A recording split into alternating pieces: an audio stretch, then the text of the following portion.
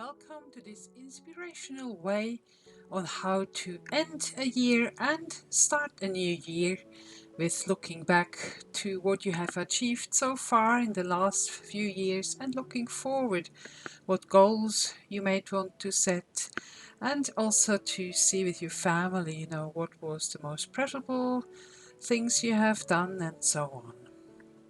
Okay, let's get started. I'm Ursula Knecht from Physio and Hypnosis-Joondalup, and I use this process as well in hypnotherapy.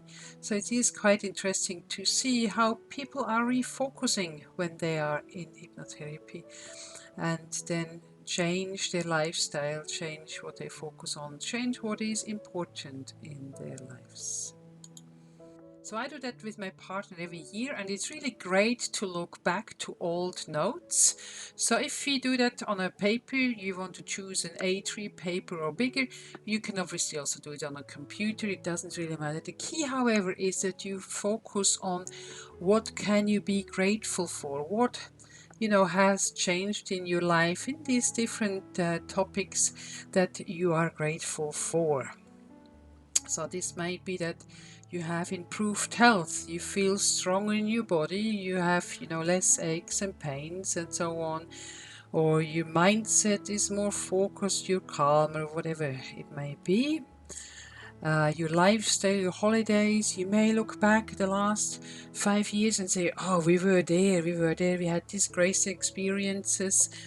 Even though COVID was obviously in the last few years, but many people were traveling much more around their house or had friends around, whatever it was. And then you may have changed, just perhaps because of COVID, you have changed the focus in your career. You probably have a better life-work balance. I don't know, you put it down, you're probably more into spirituality, or you have found a new area in your life where you feel that is more your gift, your talent, your purpose, and whatever you name it, you just put that together. Our A3 paper looks usually quite messy. We put all the things all over the place just when it pops into our minds.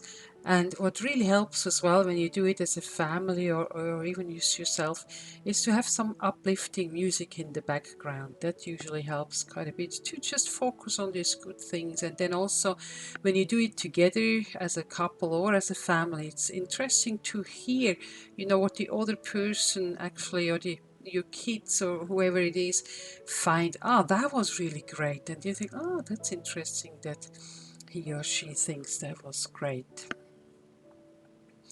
So then after that, I feel really uplifted, usually after this, looking back on all the things I can be grateful for. I hope you do feel the same. And then this is just one way on future vision and goal settings. So usually I start in, like, where would I like to be in 5 years' time? Obviously, you can put more things on here.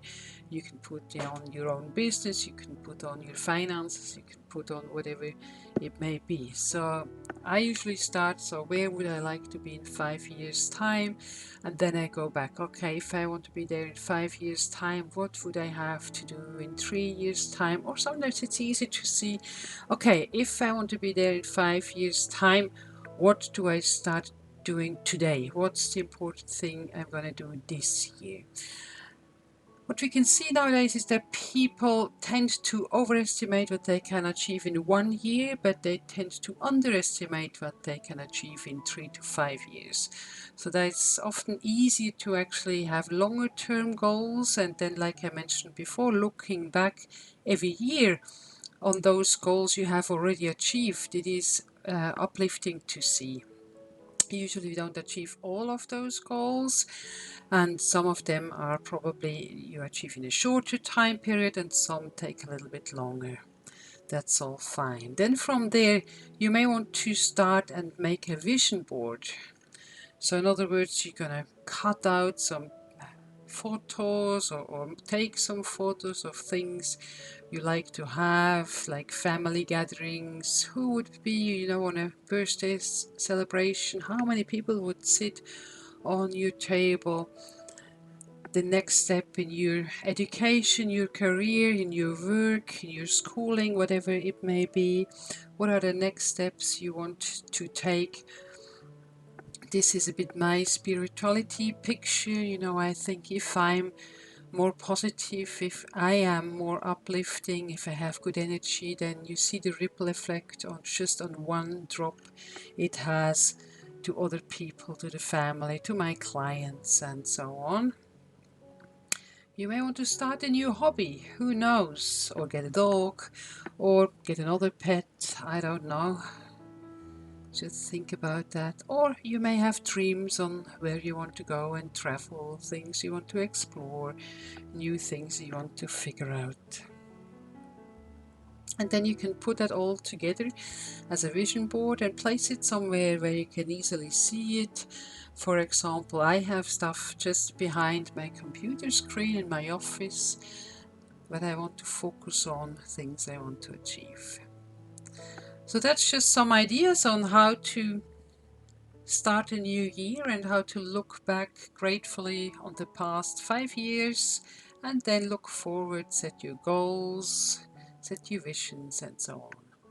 I hope this helps you to focus for the new year, to uplift your spirits, and to make the changes you do want to make to really live the life you want to live with your unique, special gifts and talents and your unique purpose.